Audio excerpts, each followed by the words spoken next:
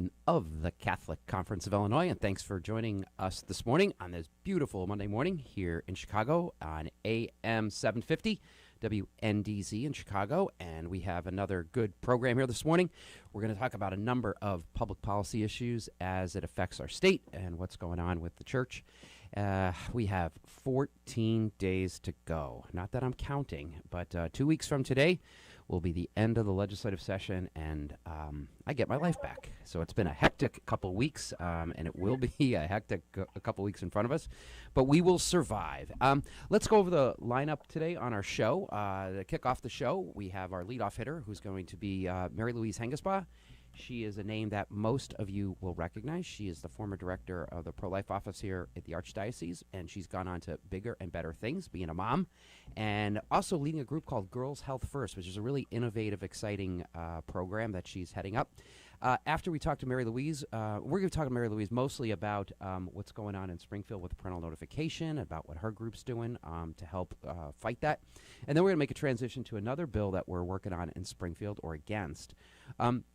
Scott Phelps is going to join us at about 8:20 a.m., and he's going to talk about Senate Bill 818, and that is a bill that would enact what they call comprehensive sex ed. And so in our public schools, Scott's with a group called A&M Partnership, Abstinence and Marriage Partnership. He's very articulate, very persuasive, and Scott will join us at about 8:20.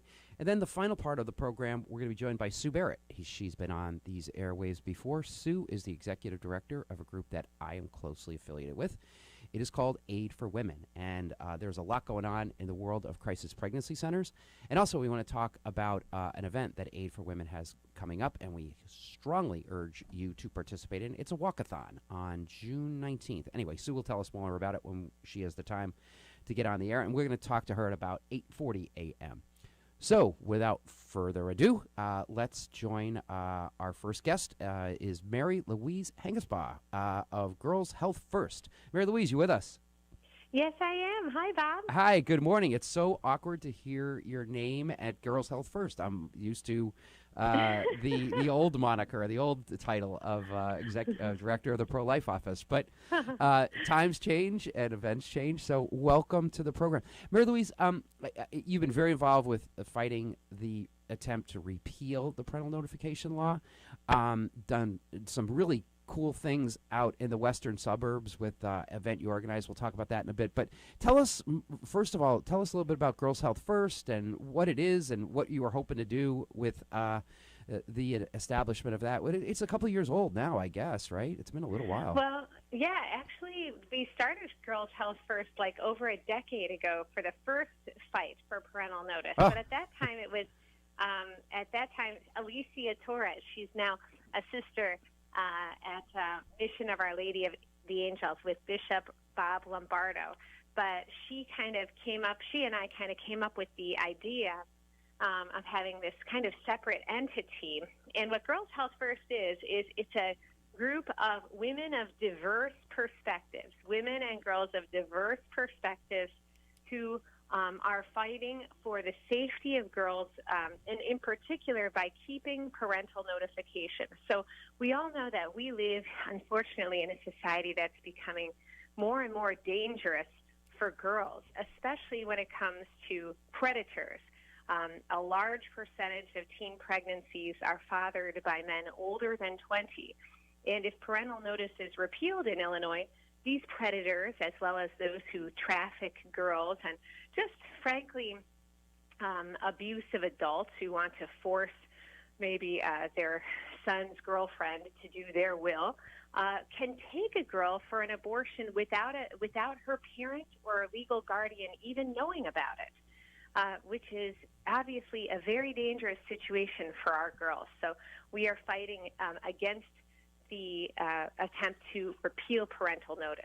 And I guess today, in today's world with social media, and I know we've heard from some experts say things like, it's possible for your daughter to be communicating with people from the outside world, and you may have a situation where your daughter is engaged with people you don't want her to be engaged with, and communicating via social media, and parents have a harder time today kind of monitoring and policing that activity. So I guess what I'm trying to say is that, things like parental notification laws, they just provide like one additional check on it's another additional set of eyes and ears, adult eyes and ears, on what a child might be doing. Absolutely. And, the time of greatest risk is between 3 and 5 p.m. That's the time of greatest risk after school for a teen pregnancy to be conceived. That is also the time of greatest risk for kids to be engaged with predators online. A guy who pretends that he's 16 and, goes to a high school, but in fact is, 38, and is, sitting actually at his work or at home now with COVID. More people are working from home. Engaging with somebody online and luring her in. So it really is bad. And anybody who thinks that their daughter may not be affected by this, you are not in touch with reality. And that's what I think is so hilarious about the legislators who are proposing this bill, is that they themselves said, if my daughter didn't talk to me, I would feel embarrassed. Well, maybe then you should keep the law in place to make sure that she does talk to you, because anybody knows that when a teen's in a crisis situation, sometimes the parent is the last person to find out, and especially families where you have parents working multiple jobs, to kind of, or like special needs teenagers. Yeah. These are our most vulnerable kids from the poorest families, or, who have already a difficult situation, are going to be the most affected in that risk from this repeal. You've been very helpful in this fight to retain the parental notification law. And let's talk a little bit about an event you held. It's probably a couple weeks ago now, maybe even a month or two, out in Wheaton at a coffee shop that I found really intriguing, because the owner of the coffee shop is really doing some interesting work and helping moms or women, find employment and through the ownership of her business. And she's also very concerned about this law as well. Tell us a little bit about I'm drawing a blank on the name of the coffee shop. Yeah, My Half of the Sky in Eden. Yeah, right. It's a social justice coffee shop, My Half of the Sky. And it focuses on hiring people, and also the proceeds go to organizations that help people who are survivors of trafficking.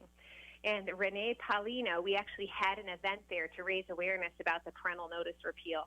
And Renee Paulino, who is the owner of the coffee shop, she was the main speaker. And she just made this wonderful impassioned plea that it doesn't matter what side of the aisle you're on. It doesn't matter if you're pro-life or pro-choice, if you're a Republican or a Democrat. Everybody can come together to support our girls. And as you know, Bob, the recent polling in Illinois shows that the majority of pro-choice people are in favor of keeping parental notice, not just, of course, as well as all the pro-life people. So this is something that we can all come together. And she spoke about how many of the women who have worked in the coffee shop and whom she has helped, actually, she said every one of these trafficking survivors has had multiple abortions. So there is a very unseemly connection between trafficking and secret abortions. And these are not being done in somebody's basement. The traffickers take their victims to abortion clinics to get the abortions done. So it's really important that we have parental notice. As you know, Dr. Brooke Bello, who was a Lifetime Achievement Award winner from President Barack Obama, said if this state had required parental notice, the state that she was in when she was being trafficked, she said, my mother could have found me. So it's really, really important that we retain parental notice law in Illinois. They're showing on the Facebook Live feed some of the pictures from events that Girls Health First has had when you came down to the Capitol a couple years ago and were organizing young women to come down and fight the RHA, and now we're organizing again in a different fashion under the COVID era and participating through this coalition, Parents for the Protection of Young Girls, which every major pro-life group is participating in, and it's really doing some good work. I have to say that I do think this issue with human trafficking is I hope and pray that we're able to beat this legislation in the next 2 weeks, because I'm starting to sense it's picking up a little traction in Springfield. We were talking to a lawmaker last week, and he said he got a phone call from Planned Parenthood, and the first thing they started launching into was giving him reasons why our argument regarding human trafficking were not true. So that is a step in the right direction, and I do think that the two messages that we've been sending, that you guys have been so helpful with, that this is an issue of parents' rights. Parents have the rights to know what their kids are doing, and also repeal of this can lead to victimization of young girls through trafficking. It's starting to stick a little bit, and I think we just got just enough going on. And hopefully we just got to continue getting that message out there, which has been difficult in the COVID era and with the legislature meeting virtually and all that. So, and people need to call their legislators. That's the key thing, is that anybody who's listening right now, if you are concerned for the safety of Illinois girls and girls from other states who will be taken across state lines, because all of the surrounding states have a parental notice or parental consent statute. So if this is repealed, girls from other states will be taken into Illinois by predators for abortion. So if you care, please call your state representative right now. You can go to girlshealthfirst.com, or you can go to the website for the coalition, Parents for the Protection of Girls. It's saveparentalnotification.com. So either girlshealthfirst.com or saveparentalnotification.com, and you can click on a button, Find My Legislator, and call your state representative in Springfield and tell him or her to please vote no on the repeal of parental notice. And so I really encourage you to do that. It's really interesting because we have this new technology here that I'm still getting used to, but I'm looking up on the screen, and the producers are showing how to find your state representative by going through the website that you just indicated. And right now on the screen is a shot saying Find My Elected Officials. And from there you would input your address, and it'll tell you who your state rep and your state senator is. And from there, you can just make the phone call or however you so want to do it. They have a pre-written message, I believe, on the saveparentalnotification.com website, and you can just kind of click that and send it. So it's really helpful if people do that, especially now in the last 2 weeks. And I do have some good news that we were in talks with some of the House Republican members, and they're considering a press conference this week. And the message of the press conference would be simple. It's that this is a very, very, very important issue.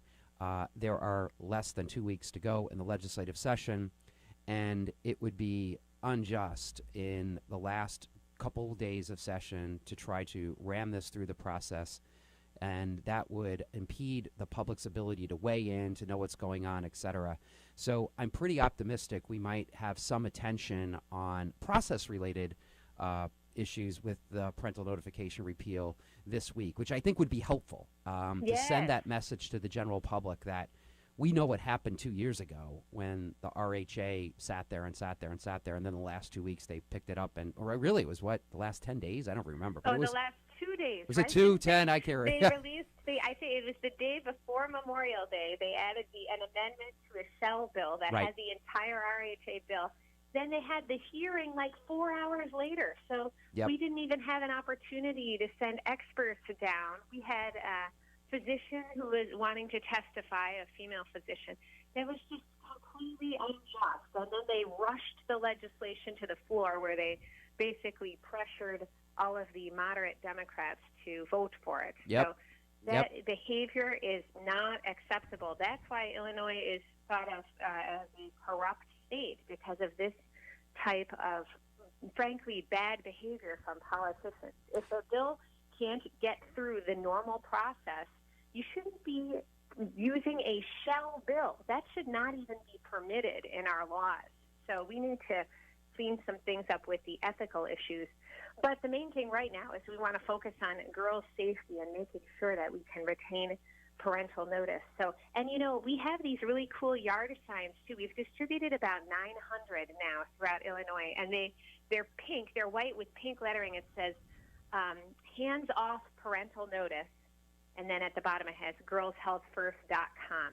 And if anybody would like to order some yard signs to put up in your yard, it really does wonders. I've sent them to so many people who I have no idea who they are. They've good. seen the yard signs from somebody else's yard, and they went to the website and became educated. You can go to girlshealthfirst.com, and there's a button right at the top, order a yard sign, and you can order yard signs there, and we'll send them right out. Or we often, most people I just drop them off to, because you're within driving distance, and I have many volunteers also around the state, but sometimes we mail them too.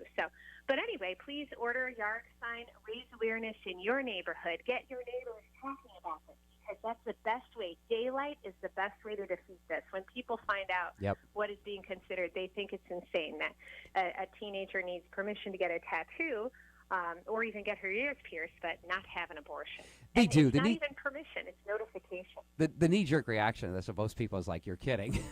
No, we're serious. Yeah, it's hard to believe that this is what they're considering.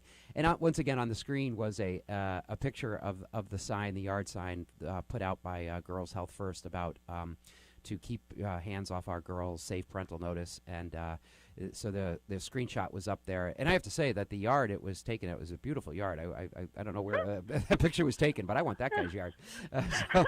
So my compliments to whoever the publicist is. I was taking the pictures of the yard signs. The yard does not come with the sign, just for anybody who's interested.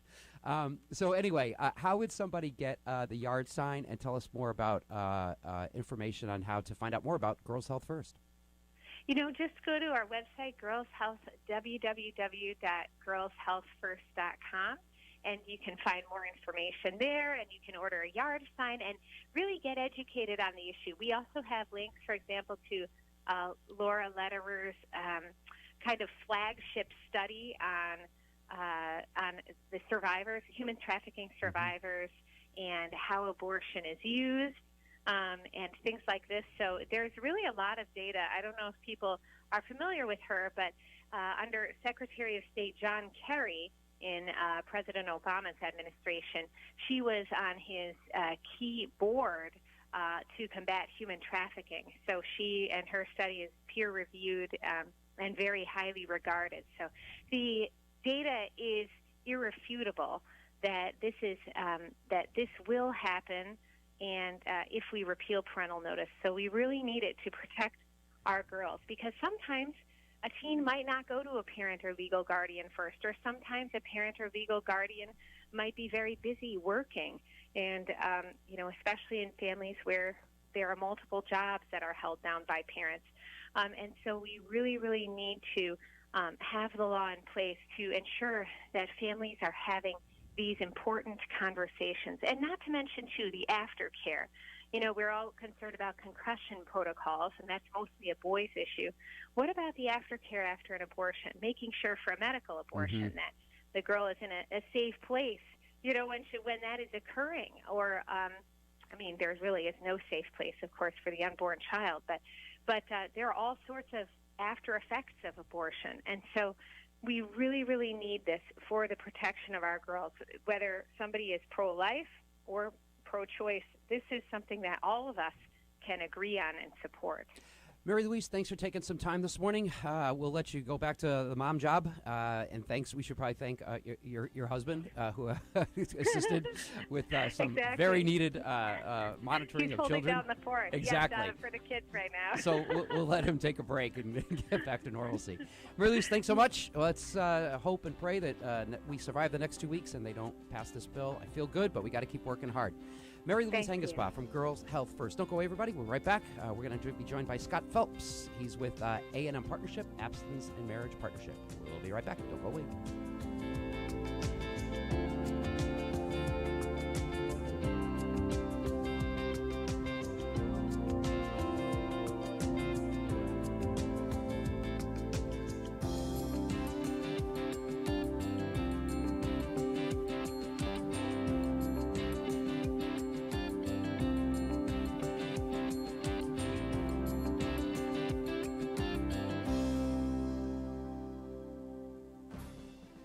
Do you have a gently used laptop or desktop computer that is gathering dust in your home? Consider donating to our Catholic Charities Veterans Computer Project. We will clean out your device, give it new software, and repurpose it for a veteran who is looking for employment. Your gift will make an incredible difference in a veteran's ability to find a job. Catholic Charities provides veteran services throughout Lake and suburban Cook counties, giving participants an array of professional and personal support. Our veterans have served our country, and it is our privilege to serve them. To learn more about Catholic Charities Veterans Services and the Veterans Computer Project, call 847-782-4219. That's 847-782-4219.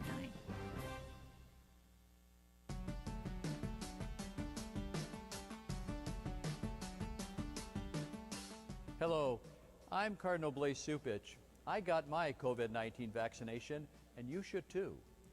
It took just a few seconds and was painless.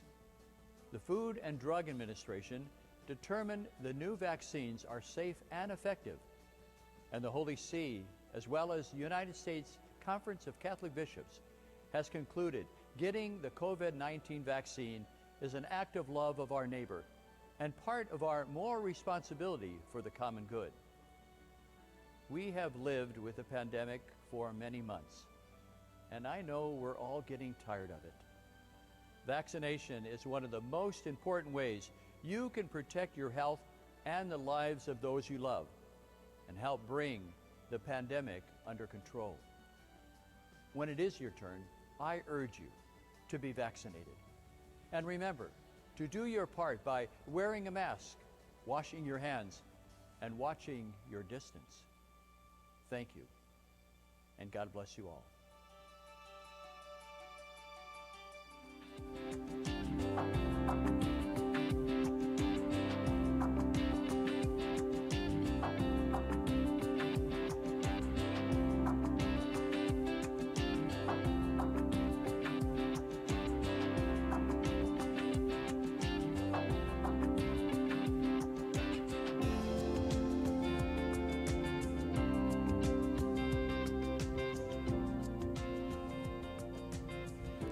Welcome back, everybody. This is Bob Gilligan of the Catholic Conference of Illinois, and thanks for joining our program here this morning on this new cool format here. We can actually show information as people are talking about what they're talking about. How's that for a novel concept with this new technology? Let's introduce our next guest right away. His name is Scott Phelps. Scott is with a group called A&M Partnership. It stands for Abstinence and Marriage Partnership. He has been very involved with trying to teach chastity, develop programs, and get into schools to help children understand the value of chastity in the public and non-public schools alike. Is very concerned about legislation pending in Springfield.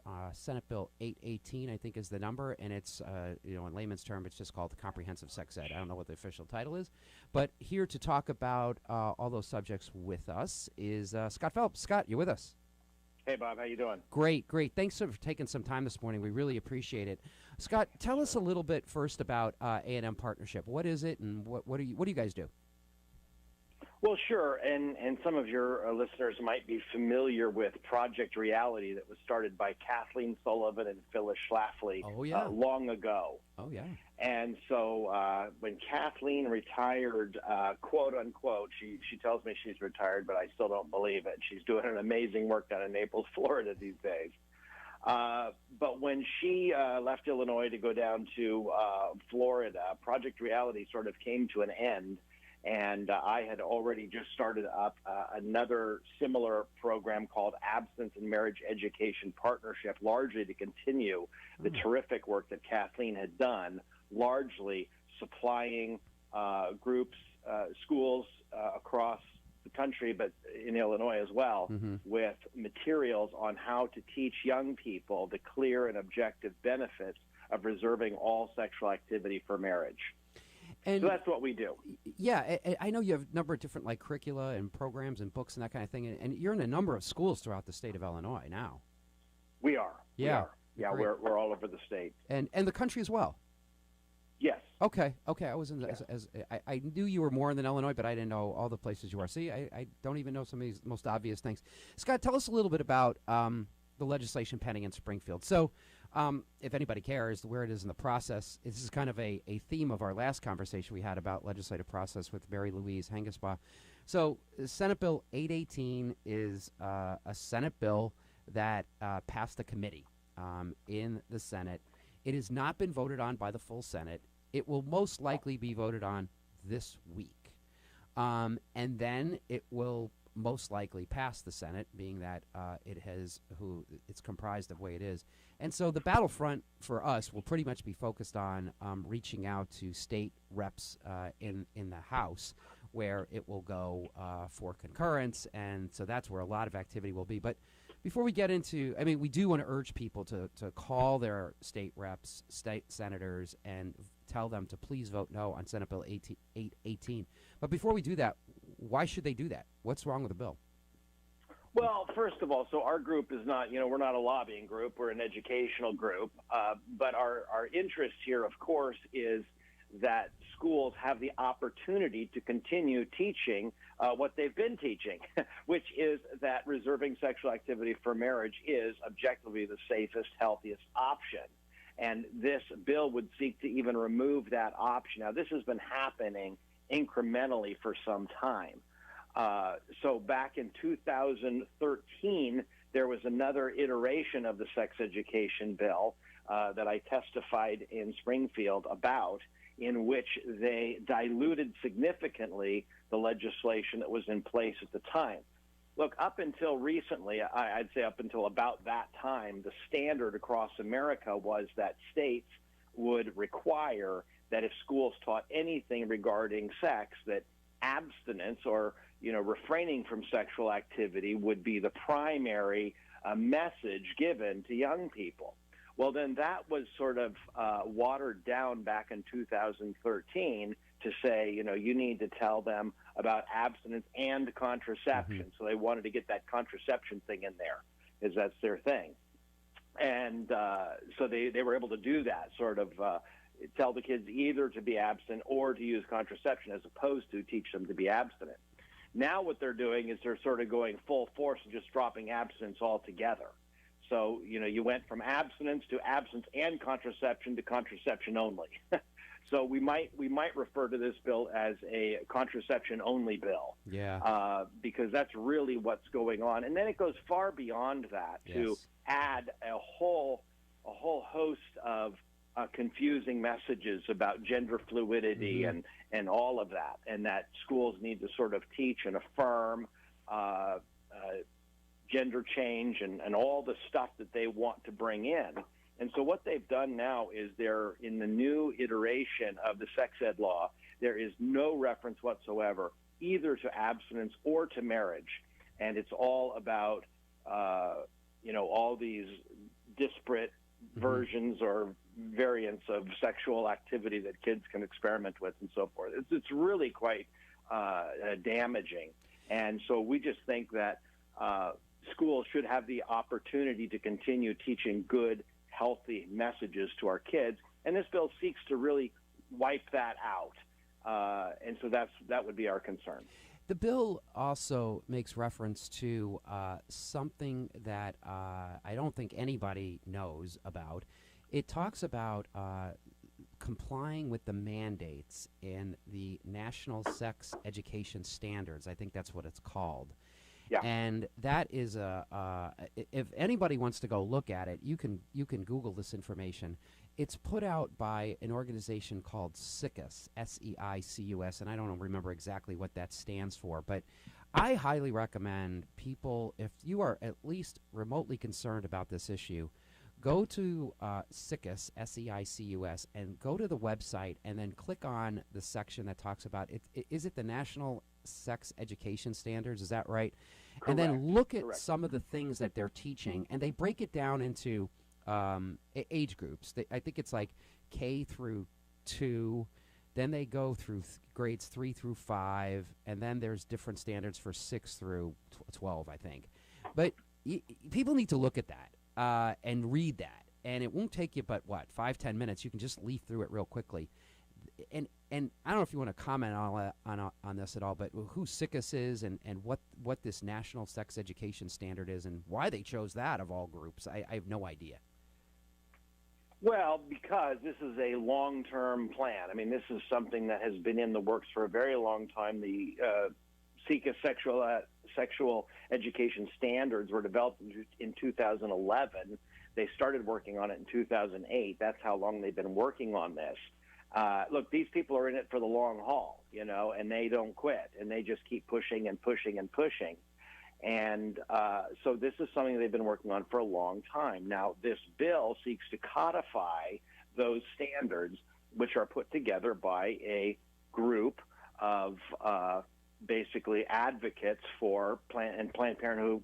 Planned Parenthood would be in that mix, advocates for sex education that eliminates any reference to marriage and promotes things like all these different sexual behaviors and so forth. So, for example, as you referenced in these standards, and they make it sound when they introduce it in the bill that Illinois schools must comply with the National Sexuality Education Standards.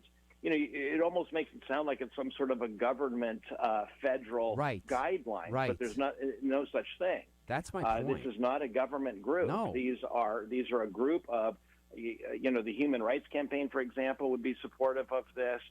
Planned Parenthood is supportive of this. These are basically far left lobbying groups in Washington that have put this together. And so Illinois is tethering its law to what these groups, their wish list. It's their dream, right? Mm-hmm. And so that's what this bill is. It's let's take these radical left groups and let's make their wish, their dream, to be the mandate, the standard for Illinois schools. That's what we're talking about.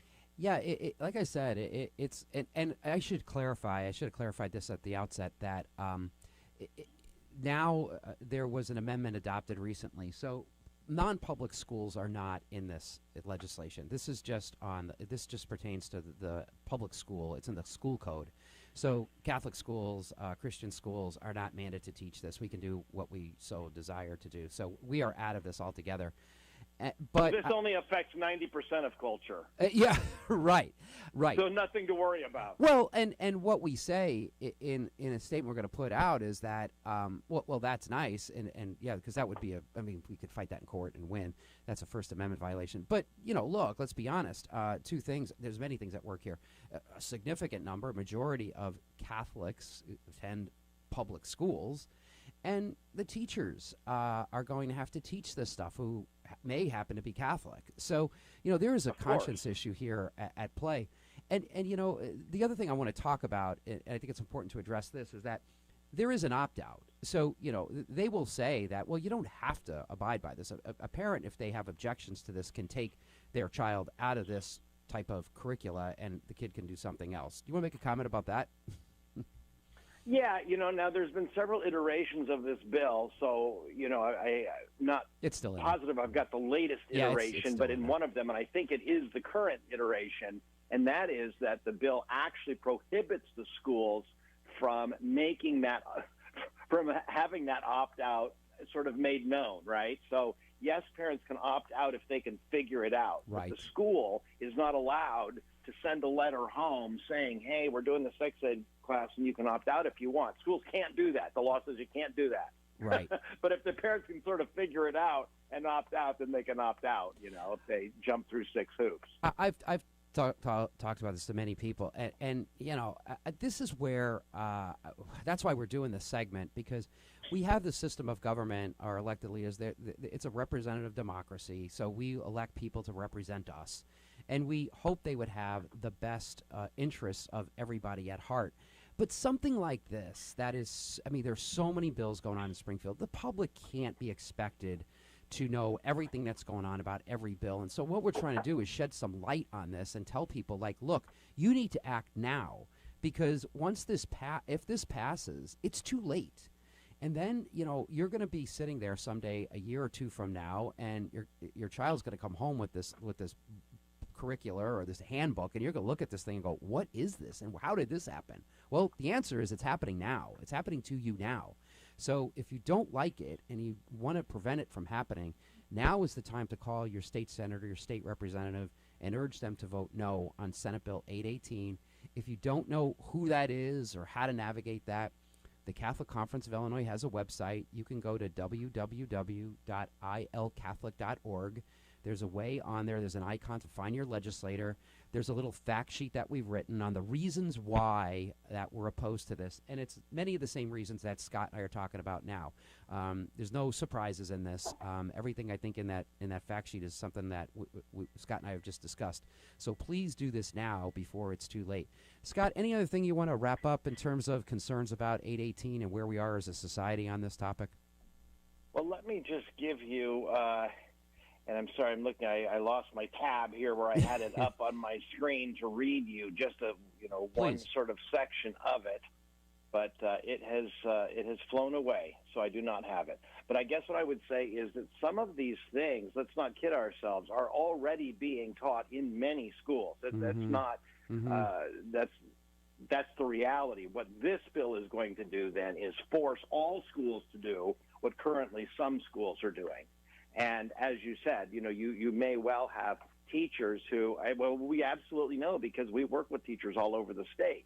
And you will have many teachers who will be very much opposed to what this bill will require them to teach. And it's going to put them in a very difficult position of, lose your job or go against your conscience. Yeah. I mean, look, I'll give you one example. I was at, we do training seminars for educators in conjunction with the Illinois Department of Education around the state.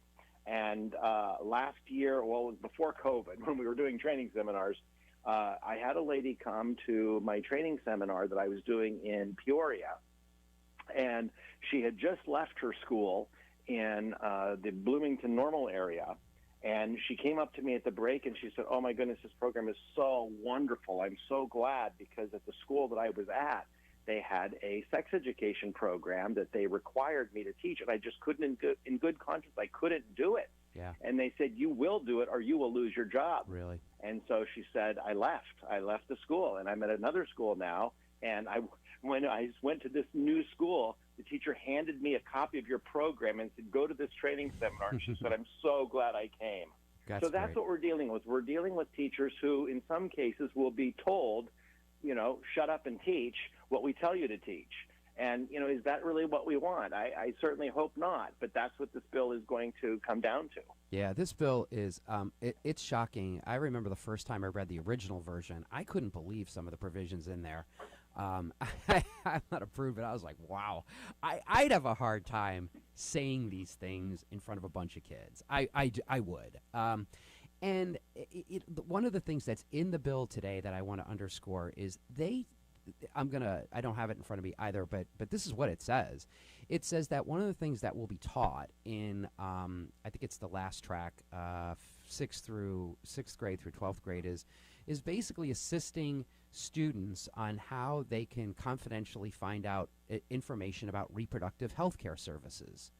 Yes. Our previous segment was about the possible repeal of the Illinois Parental Notification Act.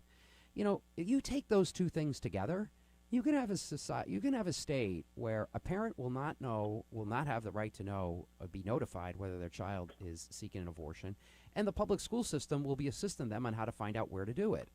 I mean, that's right. Is this what we're looking at? Really? Absolutely. In fact, one of the more popular sex ed curriculum nationally that is used in some schools here in Illinois, for example, one of the assignments is to locate the nearest clinic, quote unquote clinic, and then you write down in your workbook there, what bus you take to get there and so forth, and how do you get to the clinic. And so these are the kinds of things that are actually taught to our kids. is here's the address, here's where you go, here's how you get there, here's the bus route, all this kind of stuff. So no, you're absolutely right. This is going to mandate some of the most radical sex education in the country be taught throughout Illinois in all schools. Scott, thanks for taking some time this morning. Keep up the good work. We'll keep advocating against passage of this legislation. It's Senate Bill 818. Go to www.ilcatholic.org. Find out how to contact your legislator to oppose that particular piece of legislation. Scott, thanks so much. Talk to you soon. Thanks, Bob. Don't go away, everybody. We'll be right back. We're going to come back with talking to Sue Barrett, Director of Aid for Women, and she's going to talk to us about an exciting event we have going on, the Walk-A-Thon, and also what's going on in the world of crisis pregnancy centers. Don't go away. We'll be right back.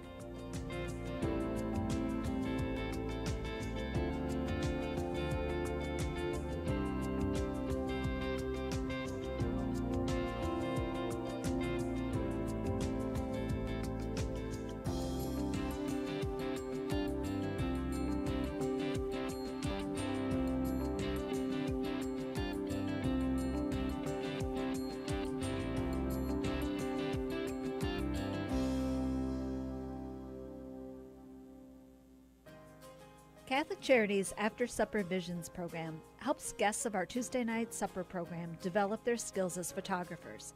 Unique talent has been discovered as the artists capture Chicago's world-class landmarks and natural settings in new and beautiful ways. On Friday, June 4th at 5 p.m., After Supper Visions will host a free virtual 30-minute program to celebrate all of the artists' achievements. Hear from the artists and see the striking photos that rival those of any art gallery in Chicago. Join us. To RSVP, call 312-655-7932. That's 312-655-7932. Or visit AfterSupperVisions.com. At After Supper Visions, we're developing film, talent, and hope. The Word Made Clear is exactly what its name implies. It's an easy-to-understand explanation of the Word of God, the Gospel. Hello, I'm Father James McElhone, Director of Biblical Formation for the Archdiocese of Chicago.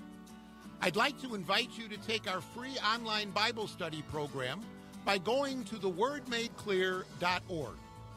Our website offers an audio-based guide to the Gospels of Mark, Matthew, Luke, and John. Listen to my lectures and follow along with the handouts provided. There are even discussion guides. You can also explore the biblical roots of the Mass. And there are links to a wide variety of biblical sources that will benefit both teachers and students of the sacred scriptures. Just go to wordmadeclear.org to experience our free online Bible study program. Again, it's free at wordmadeclear.org. It's the Word of God. Enjoy.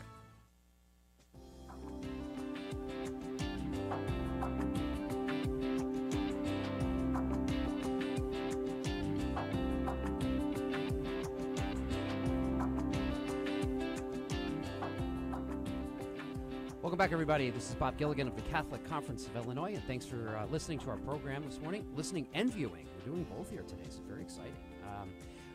On the line with us now, we have our last and final guest. We saved the best for last. Sue Barrett is the Executive Director of Aid for Women, and she is on the line with us. Sue, are you there? Yes. Good morning, Bob. How are you? Good morning. That was not meant to disparage Scott or Mary-Louise, but, well, they can fight. You guys can fight it out. Who's the best and who's not. Sue, thanks for joining us, and let's talk a little bit about the upcoming Walk-A-Thon. Aid for Women has a big event coming up, and why don't you tell us a little bit about what's going on and how people can participate? Great. Well, thanks.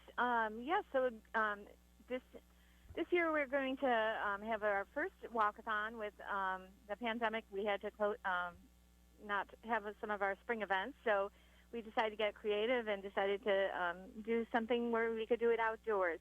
So it is going to be on Saturday, June 19th, and at 8 a.m. And the main event is at Maryville's campus in Des Plaines. And then we're having a lot of satellite walks. We're looking at possibly having one at Carmel High School, maybe one out in Winnetka. So there will be groups of people gathered at other locations that are also walking along with us. And we hope that it'll be a great fundraiser for Aid for Women and a great chance to kind of get people out and supporting the cause. And it's going to be a very family-friendly event. So we're really excited about it. Yeah, I'm glad you mentioned that because some events we do are at the Union League Club, and we have national speakers that come in, and they're inspiring events, and that's a great event. And there's other events we do like the Christmas party and some other things. This is really going to be a fun family event. That yes, it's a fundraiser. We have to raise money to keep the operations going, and we have a lot of great news right now to report. But it's going to be a fun day. So it's really a family event, and so kids, little kids, and it's not a long distance. Actually, somebody was asking me, do I have to be able to walk? What is it? Is it a 5K? Is that it's a 5K? Yeah, yeah. So if you can't do 5K and you can do 2K or 3K, don't worry about it. It's not meant to be. There's no. We're not doing stopwatches and clocks, right? We're not going to have so we're not going to have no pressure. Yeah, no yeah. pressure. This Just is come out and have fun. Right. I have a friend of mine. She's talking about coming with her 2-year-old and 5-year-old. So we'll have strollers and families and balloons and stuff like that. So it's not meant to be a competitive race. So come on out. Is the information is on the website yet, or we're still just getting that out? Yeah. So the information is www.helpaidforwomen.org/walkforlife. So you could just go to helpaidforwomen.org and find all the information. People can sign up to register themselves, or they can sponsor the program, the event. People can also sign up a group or add another group. If somebody out in the suburbs wants to start up their own little group, right, they can do that at the website. And so all the information's right there. It's going to be. There's also a link if someone wants to help volunteer. Yeah, we could probably use volunteers. You can always use volunteers for an event like this. Mm-hmm. Yeah. So please sign up, register. I think they're trying to get it up on the Facebook Live feed right now. So that's on the 19th of June at 8 a.m. And Tom Skilling has guaranteed that it's going to be good weather, so we don't have to worry about that. Of so course. It'll be bright and early at 8 o'clock on Saturday morning. Sue, while we have you, so tell us what's going on. There's a lot of things going on at Aid for Women right now, and in the whole world of crisis pregnancy centers. What's your take on the status of things right now, locally and nationally? So just to give people a little background, we're a pregnancy help center and maternity homes that was founded in 1978. So we kind of fall under that umbrella of pregnancy help organizations. So pregnancy help organizations would be maternity homes, pregnancy centers, and adoption agencies. And within the pregnancy help, there's centers like ours that offer ultrasounds. There's mobile units. There's groups that just offer a helpline and try and drive traffic to the centers. So there's a lot of activity going on. There's about 3,000 organizations like ours throughout the country, and there's about a little over 100 here in Illinois. And so we have 4 centers right now that offer ultrasounds and 2 maternity homes, and we're now opening up a 5th center up in Waukegan. About a year ago, a Planned Parenthood opened up there, and kind of part of their strategy to put these large abortion clinics at different areas around the state, like at the Indiana border, at the Missouri border, now here at the Wisconsin border, because we know that Illinois is really the abortion capital of the Midwest because our laws are so lax that people are coming here from out of state to get their abortions. So that's something that we're trying to respond to, and we know we can do a lot of good work up there in Waukegan. We already have some Knights of Columbus who stepped up and are helping us out with the ultrasound equipment. So we're very excited about that development and just really want to do what we can there. And then also we're kind of looking at some trends, and what we're seeing these days is that about 50% of abortions are chemical abortions. So that's people who are just taking the abortion pill. So as that number increases, and it's looking like it will only continue to go up, that we are going to have to kind of stay ahead of the game and just try and understand like how we can better respond in a situation where the chemical abortion is continuing to grow. And I think especially during this time, of COVID-19, some states have really took advantage of the situation and have lessened their standards in terms of what somebody has to do to get the abortion pill. So now people can do it, through telemedicine. And so we're just trying to, kind of stay ahead. And how do we respond to those kind of situations?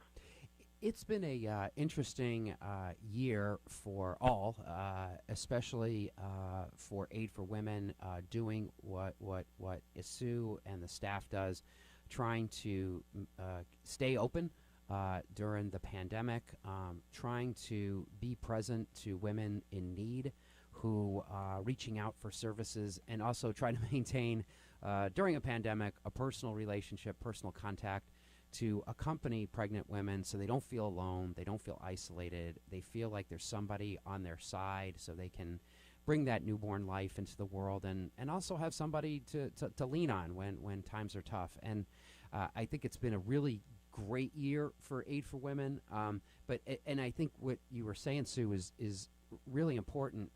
The last couple years have seen some tremendous growth for the organization. When that whole legislation passed about House Bill 40 and allowed for Medicaid funding of abortions. Planned Parenthood opened up a facility in the Homewood Flossmoor area, and largely due to your efforts and the Southland Coalition for Life's effort, we were able to open up a facility right next to Planned Parenthood in that area in Flossmoor, and now we have the same kind of situation with Waukegan. Planned Parenthood opened up a facility there, I think it was a year ago the other day, and now we just signed the lease, opening up soon, but we're present there already, right? I mean, so if somebody is in need, we have the capacity already to help them, talk to them, coach them, accompany them through a difficult situation, perhaps a pregnancy. So there's a lot of really good things going on, which is kind of underlies the need for the Walk-A-Thon and to raise more funds to keep these efforts going. So going back to what you were saying about 50% of the abortions now are chemical. But, I mean, this is somewhat controversial, but we have a minute or two. There is ways to counter that chemical abortion, correct? I mean, there's now the abortion reversal pill. And so I guess what we're saying is that this whole arena is now kind of drifting into a different way. There's different characteristics today than there were, well, maybe even 10 years ago. Yeah, and I think that the challenge, too, is the window that we have to help someone in that kind of situation is shrinking. So, for example, in the case of abortion pill reversal, once she takes the abortion pill, very often she'll regret it and not want to take the second pill.